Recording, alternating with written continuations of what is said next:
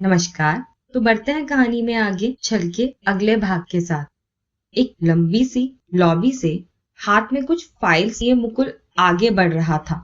चेहरे पर खुशी थी उसके, और तभी वो सामने ही कांच के दरवाजे को खोल अंदर आता है और बीच में बने वेटिंग रूम को क्रॉस कर सामने ही बने लकड़ी के दरवाजे पर नॉक कर उसे खोल अंदर आ जाता है, जो एक बड़ा और शानदार केबिन था, जहां सामने कुर्सी पर कोई मौजूद नहीं था कि तभी बाईं ओर बीच में हुए कांच के पार्टीशन के दूसरी ओर मुकुल को अपनी ओर पीठ किए अपने हाथ को पीछे की ओर बांधे अधिराज खड़ा नजर आ जाता है।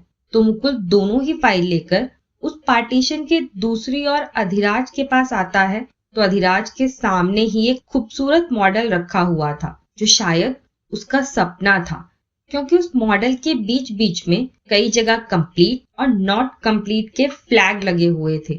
और ये मॉडल था उसके अपने राज्य का, जिसमें उस मॉडल में एक बेहतर इंफ्रास्ट्रक्चर, बेहतरीन hospital, school, college, roads, tourism और यहाँ के हर उस छोटे छोटे गांव को जिन तक अभी भी सिर्फ सुविधाओं के सपने पहुंचे थे, वहां तक हर सुविधा मुहैया करा उन्हें उनके ही राज्य के हर शहर से जोड़ना था। लोगों में अवेयरनेस लानी थी। जो क्राइम रेट में अव्वल आता था, उसे डेवलपमेंट में अव्वल लाना ही अधिराज का सपना था। सिर्फ अपना क्षेत्र विकसित हो, यही उसका सपना नहीं था, बल्कि अपने पूरे राज्य का विकास उसका सपना था, क्योंकि राज्यों के विकास से ही देश में विकास आना संभव है। और इसीलिए उस मॉडल पर उदयपुर नहीं बल्कि राजस्थान लिखा हुआ था। अधिराज की नजरें उसी मॉडल पर घूम रही थी, क्योंकि अभी कंप्लीट से ज्यादा इनकम्प्लीट फ्लैग्स ज्यादा थे, कि तभी मुकुल मुस्कुराते हुए 3 फ्लैग को इनकम्प्लीट से कंप्लीट की ओर घुमा देता है और अधिराज से कहता है, सर ये तीनों भी कंप्लीट वाले दायरे में आ गए। इन दोनों गांवों में जो यूनिवर्सिटी और हॉस्पिटल बनाने का जो प्रपोजल हमने भेजा था, वो पास हो गया है। शिक्षा विभाग से मंजूरी आ गई है और यहाँ के स्कूल को भी दोबारा से रीडेवलप कर अब हाई स्कूल से इंटरमीडिएट की मान्यता पर भी बात फाइनल हो गई है। और सर, इन दोनों ही गांवों को आपस में जोड़ने के लिए जो रोड मैप तैयार कर भेजा गया था, वो भी अप्रूव हो गया है, जो बिना किसी बीच के रास्ते को बदल इन दोनों गांवों को आपस में जोड़ देगा। और ये दोनों ही गांव से शहरों की दूरी भी बहुत कम हो जाएगी। मुकुल अपने हाथ में पकड़ी फाइल अधिराज की ओर बढ़ाते हुए कहता है। तो अधिराज भी मुस्कुराते हुए उन फाइल्स को पढ़ने लगता है। वो खुश था कि इस बार उसने जो अपनी बात रखी थी, उसके शुरुआत की पहल हो गई थी। कि तभी बाहर खड़ा अधिराज का गार्ड उसके दरवाजे पर नॉक कर अंदर की ओर आता है। तो मुकुल पार्टीशन से बाहर निकल देखता है, जिस पर वो मुकुल से कहता है, सर वो सुमंत जी और हरिप्रसाद जी आए हैं। सर ने बुलाया है मिलने के लिए, तो उन्हें अंदर भेज दूं या कुछ देर वेटिंग एरिया में ही बैठाना है। तो मुकुल से पहले अधिराज वो फाइल पढ़ते हुए ही बाहर की ओर निकलते हुए कहता है, नहीं, वेटिंग एरिया में नहीं बैठाना है, उन्हें अंदर भेजिए। इतना कह अधिराज अपनी कुर्सी पर बैठ गया था और मुकुल को भी वहीं सोफे पर बैठने के लिए कहता है। कि तभी जिन 2 नामों के आने की बात गार्ड कहकर गया था, वो दोनों अंदर आ गए थे। दोनों ही अधिराज की पार्टी के ही विधायक थे। अंदर आते ही दोनों अधिराज के सामने हाथ जोड़ उससे मिलते हैं।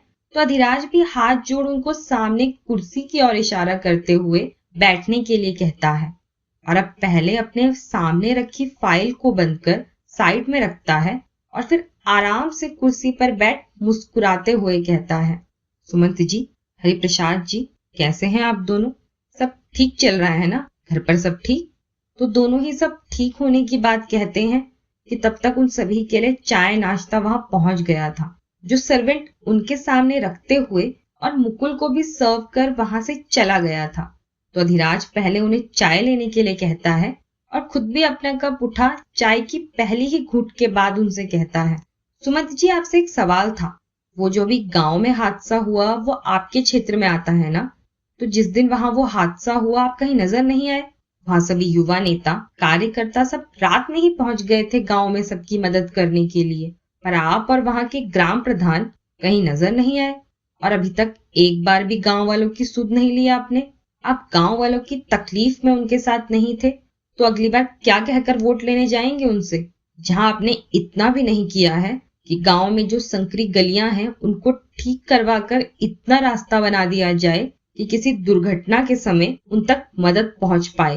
लेकिन ये फाइल्स में तो आप पैसा ले चुके हैं इसके लिए, तो वो पैसा कहाँ लगा है, कुछ जवाब है आपके पास? इसके बाद अधिराज कुछ फाइल उनके सामने बढ़ाते हुए कहता है, ये फाइल्स आपके ही कुछ खास युवा नेताओं की है जिनके बारे में आपकी बहुत बेहतरीन राय थी। आपकी ही रिकमेंडेशन पर कुछ फंड रेज हुआ था इनके नाम सर्वे के लिए कि जो आजकल नशे के तस्कर और नाबालिग लड़कियों की जबरदस्ती शादियों की घटनाएं यहाँ बढ़ गई हैं, उन तक पहुंचने के लिए उन्हें काफी दूर दूर जाना होता है, तो खर्चा काफी हो जाता है, जिसके लिए उन्हें फंड चाहिए जो उन्हें दिया गया। और हमारे कहने पर एक बात ऐड की गई थी कि उन्होंने जो जो किया वो हमें इन राइटिंग चाहिए कि किस तरह के गांव के हालात थे, जहाँ कई तरह की कुरीतियां अभी भी चल रही है, वहां के लोगों के क्या विचार हैं जिनसे हम कोई तोड़ निकाल पाए इसके लिए। और यही हमने जो नशे के खिलाफ मुहिम चला रहे हैं उनके लिए भी ऐड किया था।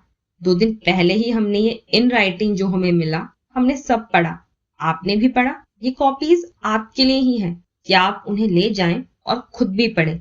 इसके अंदर जो लिखा है ना, उसका एक एक शब्द मनगढ़ंत है। हकीकत में ऐसा ना कुछ है और ना ही खुद गांव गांव जाकर उसे देख लिखा गया है, सब झूठ है। तो अब हम किस नतीजे पर पहुंचे, क्या रास्ता निकालें इसे लेकर, और इसकी जिम्मेदारी कौन लेगा? जवाब आप दोनों देंगे या जिन्होंने ये लिखा है उनसे ही लिया जाए? या आप दोनों बता देंगे तो ज्यादा बेहतर है, वरना आप हमसे ज्यादा अनुभव वाले भी हैं और समझदार भी। लेकिन फिर भी एक एडवाइस देंगे आपको कि आजकल जिनके साथ आपका उठना बैठना हो रहा है ना, और जो सपने आपको वो दिखा रहा है, मिट्टी के हैं वो, जो एक बारिश में धुल जाएंगे। आजकल दिन और रातें बहुत रंगीन गुजर रही हैं आप दोनों की, जो कुछ दिन ही भाती हैं उसके बाद गले का जंजाल बन जाती हैं। तो ये जंजाल बन कहीं फांसी का फंदा ही ना बन जाए, उससे पहले संभल जाइए। ये हमारी राय है। बाकी आप दोनों से बस हम यही चाहते हैं कि जितना ध्यान आप इधर उधर दे रहे हैं उससे ज्यादा अपने लोगों पर दीजिए, जिन्होंने आपको एक पद दिया है। जो पैसा निकला है वो सही जगह लग जाए। और ये फाइल्स में जो जो लिखा है उसे पढ़कर अपने करीबियों को ये समझा दीजिएगा कि हम कोई कल राजनीति में नहीं उतरे हैं जो झूठ पहचान नहीं पाएंगे। तो ये कहानियां किसी थिएटर ग्रुप को दीजिए, हमें हकीकत चाहिए, वरना किस वक्त किस तरह किसकी कौन सी नब्ज पकड़ उसे कितना दबाना है ये हम बहुत अच्छे से जानते हैं। तो अगर आप दोनों अपने रास्ते सही कर लेंगे तो बेहतर है, वरना हम अपने दादा सा का नाम तो खराब नहीं होने देंगे। ये आपसे निवेदन है हमारा कि जो गलत हुआ है उसे ठीक कीजिए, हमें ठीक ना करना पड़े, इसकी जरूरत ना ही आए। हर हर महादेव। अधिराज अपने हाथ जोड़ते हुए उन फाइल्स की ओर इशारा करता है, तो वो दोनों भी हाथ जोड़ फाइल्स उठा वहां से निकल जाते हैं। लेकिन बोल वो कुछ नहीं पाए थे, पर चेहरा बहुत कुछ जता गया था उनका, जिसमें बाहर निकलते हरि प्रसाद गुस्से से समंत को देखते हुए कहते हैं, एक दिन ये अकड़ यही इसी तरह पैर पर पैर रख इसके सामने बैठ इसी तरह तोड़ूंगा, तब किसकी नब्ज किसके हाथ में है ये समझ पाएगा ये। इस पर समंत भी गुस्से में सिर्फ अपना सिर हिला हामी भर वहां से बाहर निकल अपनी गाड़ी में बैठ वहां से चले गए थे। पर अब उनके जाते ही मुकुल अधिराज से कहता है, काफी गुस्से में निकले हैं सर, कहीं कुछ गड़बड़ ना कर दें, अभी वैसे ही माहौल बहुत गर्म है। जिस पर अधिराज अपनी चाय की चुस्की लेते हुए कहता है, मुकुल दादा सा कहते हैं कि किसी को बेहतर समझाने के लिए उसे उसी के लेवल तक गिरकर अगर समझाया नहीं जाए तो वो आपको सिर्फ रटने वाला तोता समझता रहता है, और उसे लगता है कि क्या हुआ, सिर्फ बोलेगा और चुप। ये बिच्छू हैं जो सिर्फ डंक मारते हैं, तो इनके लिए बिच्छू बन ही समझाना जरूरी है। आजकल कहाँ उठना बैठना है इनका हम सब जानते हैं, लेकिन जरूरत है हमें इनकी तो थोड़ा टाइट करके रखना जरूरी है, वरना ये वो हैं जो पीठ पर वार कर गिराने वालों में से हैं। पर इन्हें पीठ तक हम पहुंचने देंगे ही नहीं, बल्कि इनकी गर्दन हम अपने हाथ में इस तरह दबोच कर रखेंगे कि ये सिर्फ फड़फड़ा पाए, उड़ ना पाए। हमारे अपनों के साथ धोखा हमें मिला धोखा है जो हम तो बर्दाश्त नहीं कर सकते। हमारा सपना वो है, और उसके बीच जो आया या जिसने उसे खराब करना चाहा उसे, और उसकी जहां ये सोच उठी वहीं गाड़ देंगे उसे। और इनका झूठ पकड़ना हमारे लिए मुश्किल नहीं था। वो सारी रिपोर्ट पढ़ी हमने, जिसका एक एक पन्ना से फिल्मी डायलॉग से भरा था। लेकिन इससे एक बात सामने आई है कि जिन कार्यकर्ताओं को जो काम दिया जा रहा है, कोई उस पर अमल नहीं कर रहा है। क्राइम रेट, नशा, लड़कियों की सौदेबाजी सब बढ़ रही है, लेकिन हम कुछ नहीं कर पा रहे, क्योंकि हम वहां तक पहुंच ही नहीं पा रहे जहां ये शुरू हो रहा है। हमारा नेटवर्क इतना खराब हो गया है क्या मुकुल, कि जो पार्टी लोगों के बीच लोगों के लिए रहती थी, वो उनकी ही परेशानियां नहीं पहचान पा रही। कारण क्या है इसका? यही बात सबसे बड़ा कारण है सर, कि बात का कारण क्या है यही पकड़ में नहीं आ रहा है। हमें इंफॉर्मेशन आती है, हम उसे आगे शेयर करते हैं, लेकिन जब तक प्रॉब्लम तक पहुंचा जाता है वहां पूरी बात ही बदली दिखती है, जैसे सब तुरंत सिर्फ कुछ मिनटों में बदला जा रहा हो। सर, हमारे युवा कार्यकर्ता बहुत मेहनत करते हैं, लोगों के बीच जा रहे हैं, बातें कर रहे हैं, और लोग भी बता रहे हैं कि गलत हो रहा है, पर जब तक उस गलत तक हम पहुंचते हैं वहां कुछ मिलता ही नहीं। अब गांव का ही मामला था सर, मैंने दिन में ही केबल ठीक करवाई थी, तब हमें कोई कॉपर वायर वहां नहीं दिखी, लेकिन करंट कॉपर वायर के जरिए ही फैला। कब वहां कॉपर वायर बिछी, किसने बिछाई, किसने दीवारों को गीला किया, ये किसी को कानो कान खबर नहीं है। और ये ज्यादा खतरनाक है, इस पर अधिराज अब कुछ सोचते हुए कहता है, तो इसके लिए हमें भी कुछ तो करना होगा। ये बहुत सीरियस इशू है, कुछ सोचना होगा इसके लिए। अच्छा, आज जो इन्वेस्टर्स अपने न्यू प्लान की शुरुआत के लिए अपने आइडिया के साथ आने वाले थे, उनकी क्या अपडेट है? जमीनें फाइनल की गई थी, उनकी सारी इन्फॉर्मेशन तैयार है ना? जी सर, सब रेडी है, और आधे घंटे में वो यहाँ पहुंचने वाले हैं, फिर मीटिंग स्टार्ट होगी। गुड। और हम आज गांव जाने वाले हैं, दादा साहब भी साथ होंगे, तो सबको थोड़ा ज्यादा अवेयर रहने के लिए कहिएगा। अभी भी माहौल में गर्मी कुछ ज्यादा ही महसूस कर रहे हैं हम। जी सर, वो सब मैं देख लूंगा, और एक बार आपकी मीटिंग के अरेंजमेंट देख लेता हूँ। जिस पर अधिराज हाँ में सिर हिला देता है और मुकुल वहां से बाहर की ओर आ जाता है। लेकिन मुकुल एक खुशखबरी के साथ एक नया गंभीर मुद्दा भी अधिराज के लिए छोड़ गया था। वहीं आज पूरे दिन सिर्फ मीटिंग्स अटेंड कर अब शाम को अधिराज फ्री हुआ था, तो जिसके बाद वो सीधा अपने घर के लिए निकलता है और फिर दादा साहब के साथ गांव के लिए निकल जाता है। और ये सिर्फ अभी हुए हादसे की वजह से ही नहीं था, बल्कि महीने में 2 बार दादा साहब और अधिराज अपने लोगों के बीच पहुंचते थे, उनके साथ वक्त बिताते थे। आज भी दोनों गांव के लिए निकले थे, तो आज भी गांव के चौपाल पर पहले से ही उनके आने पर उनके स्वागत की तैयारी हो रही थी। लोग वहीं चौपाल पर जुटने लगे थे। खाटों पर खूबसूरत दरियों को सजा उनके लिए बैठने की जगह बनाई थी। गांव के प्रधान पहले से ही वहां मौजूद थे और कुछ उनकी पार्टी और गांव के लोग वहां पहुंचने लगे थे।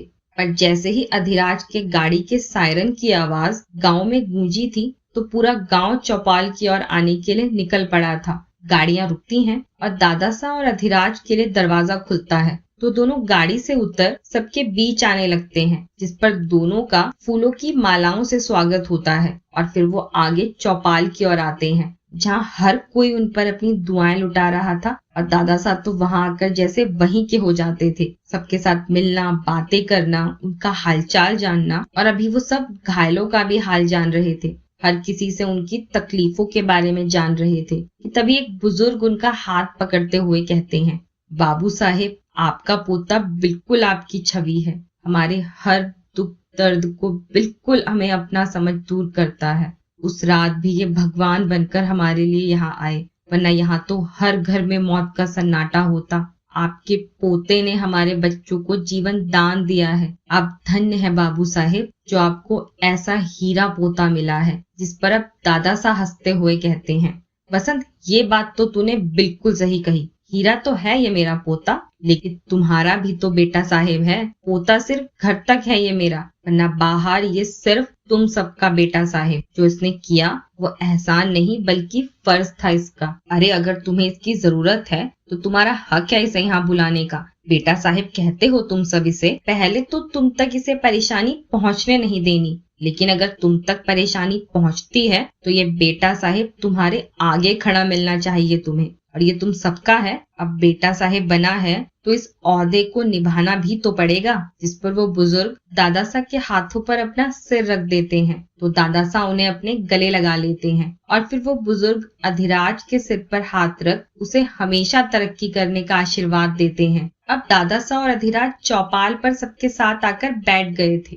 बाकी सब भी वहीं आसपास लगी खाटों पर बैठ जाते हैं। अधिराज सबसे उनकी तबीयत के बारे में पूछ रहा था। दादा सा भी सबके साथ बैठे थे। गांव आकर दादा सा हमेशा खुश होते, क्योंकि अपने पुराने दिनों की यादें यहाँ उन्हें फिर महसूस हो जाती, क्योंकि यहाँ आकर वो बिल्कुल वहीं के हो जाते थे। कि तभी अब दादा सा सभी को देखते हुए कहते हैं, अरे जिस सबसे जरूरी बात को यहाँ करने आया था वो तो भूल ही गया मैं। तो अब सब गौर से सुनना, आप सभी की बहन, बेटी, पोती यानी हमारी मौली की शादी है। तो अपने सबसे खास परिवार को यहाँ निमंत्रण देने आया हूँ मैं कि अगले हफ्ते बुधवार को हवेली पर सबको मौली और उसके पति को आशीर्वाद देने पहुंचना है। और उस दिन सबकी दावत हवेली पर है, तो सबको समय पर पहुंचना है और अपना अपना आशीर्वाद उसे देना है। यहाँ आज आने का एक खास मकसद सबको यह आमंत्रण देना भी है और सबको पहुंचना भी है। बिल्कुल। और अगर कोई एक भी नहीं पहुंच पाया तो दादा सा नाराज हो जाएंगे, फिर तो इन्हें आपका ये बेटा साहेब भी नहीं मना पाएगा। अधिराज हंसते हुए कहता है। तो बाकी सब भी हंसने लगते हैं। फिर तभी अधिराज चारों ओर देखते हुए कहता है, वैसे शांता काकी कहाँ है? अरे दिन से हमने कुछ नहीं खाया है। उनका दाल बाटी और चूरमा कहाँ है, जिसके लिए हम दिन से भूखे हैं? अधिराज ने इतना ही कहा था कि तभी सामने से एक थैला लेकर आती महिला उसे आवाज लगाते हुए कहती है, बस आ गई बेटा साहेब, माफ करना थोड़ी सी देर हो गई। जानती हूँ यहाँ आकर सबसे पहले आपको यही चाहिए होता है, क्योंकि बाटी बनने में थोड़ा ज्यादा वक्त लग गया, पर अब आप जी भर कर खाओ। इतना कह वो अधिराज के पास आकर बैठती है और फिर जल्दी से प्लेट और 3 डिब्बे निकालकर बाटी को चूर कर उस पर खूब सारा घी मिला अब उसे अधिराज को अपने हाथों से खिलाती है, क्योंकि यहाँ तो वो सिर्फ उनका बेटा साहेब था, पर वो स्वाद अधिराज के दिल को खुश कर देने के लिए काफी था। शांता काकी दादा साहब को भी परोस देती हैं, पर अधिराज को तो वो ऐसे खिला रही थी कि जैसे अधिराज कोई छोटा बच्चा हो। एक एक निवाला वो खुद उसे खिला रही थी। और शायद उस दाल बाटी का असली स्वाद इसी प्यार में था, जिस पर अब अच्छी तरह खाकर अधिराज शांता काकी के हाथ चूमते हुए कहता है, वाह काकी, ये स्वाद हम ढूंढकर भी नहीं ढूंढ पाते। अब लग रहा है कि तृप्त हो गए हम। यहाँ आना आज फिर सफल हो गया हमारा। पेट तो भर गया लेकिन मन नहीं भरा। तो अभी पेट भरने की वजह से चूरमा हम खा नहीं पाएंगे, लेकिन छोड़ेंगे नहीं, अपने साथ इसे घर ले जाएंगे। इतना कह अधिराज चूरमे का डिब्बा उठाकर अपने पास रखता है, तो काकी उसके सिर पर हाथ फेरते हुए कहती है, बिल्कुल ले जाइए बेटा साहेब, और आज ये सिर्फ आपके लिए ही नहीं बल्कि हवेली पर सबके लिए बनाया है मैंने। सबको हमारा धन्यवाद कहना। सबने इतना ख्याल रखा हमारा, तो हमारी ओर से आप उनको आभार जता देना और ये चूरमे से मुंह मीठा कराना सभी का। अब आप तो हमारे ही बेटे हो, तो आपके जरिए अपनी भावनाएं तो हम सब तक पहुंचा सकते हैं ना। जिस पर अधिराज उनका हाथ पकड़ते हुए कहता है, हम सबको ये खिला देंगे और आप सभी का बेटा आपकी ओर से उनको धन्यवाद भी कह देगा। लेकिन आप सभी को भी अगले बुधवार समय पर हवेली पहुंचना है, क्योंकि हमारी बहन के लिए सबसे पहले आप सभी का आशीर्वाद जरूरी है। तो समय पर पहुंच जाएंगे ना आप सभी? जिस पर सभी हाँ में सिर हिला देते हैं। और अगले 1 घंटे दादा सा और अधिराज वहीं मौजूद थे। सबसे बातें हो रही थी, हंसी मजाक हो रहा था, लेकिन अब उनके वहां से जाने का वक्त हो गया था। सब खुश थे उनके यहाँ आने पर, लेकिन अब वो सबको हाथ जोड़ उनसे विदा लेते हैं और अपनी गाड़ी की ओर जाने लगते हैं। दादा सा कुछ गांव वालों के साथ आगे आगे थे, तो अधिराज मुकुल को इशारे से अपने पास बुलाकर कहता है, कुछ पता लगा सुबोध का? और रवि ने कोई न्यू इन्फॉर्मेशन दी? कुछ लोकेशन दी है सर। ज्यादा तो उसे भी कुछ पता नहीं था, लेकिन आजकल इन लोकेशन पर स्कूल और कॉलेजों के बच्चों को देखा जा रहा है, वो भी लंबे वक्त तक। तो गड़बड़ हो सकती है कुछ। अर्जुन को भेज दो, सब आगे वो खुद संभाल लेगा, और इस बारे में किसी को कानो कान खबर नहीं होनी चाहिए। तुम खुद अर्जुन से मिलकर उसे ये दोगे? जी सर, मैं खुद ये अर्जुन सर तक पहुंचाऊंगा। तब तक वो सब अपनी गाड़ियों तक पहुंच गए थे और फिर सबको हाथ जोड़ उनके इस आदर के लिए सबका धन्यवाद कर वो दोनों गांव से हवेली के लिए निकल गए थे।